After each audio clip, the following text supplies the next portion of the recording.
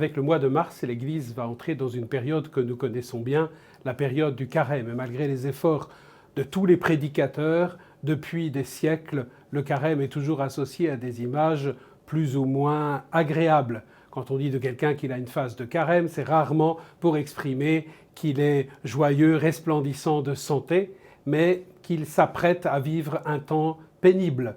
Le carême, bien évidemment, est associé à notre conversion. Le problème n'est pas le carême, le problème est plutôt que nous avons encore le cœur dur, le cœur fermé, le cœur qui n'est pas encore ajusté à la sainteté de Dieu.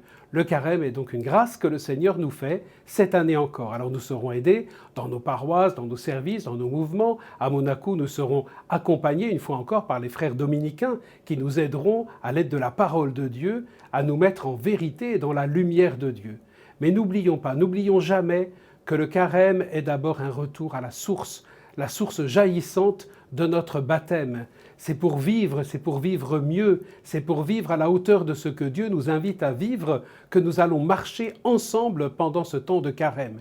Il s'agit moins de repousser le mal que d'accueillir avec un enthousiasme et une gratitude tout à fait débordante le plan de Dieu pour nous. Oui, cherchons le bien, acceptons le bien que Dieu veut nous donner. C'est ça le sens du mot bénédiction.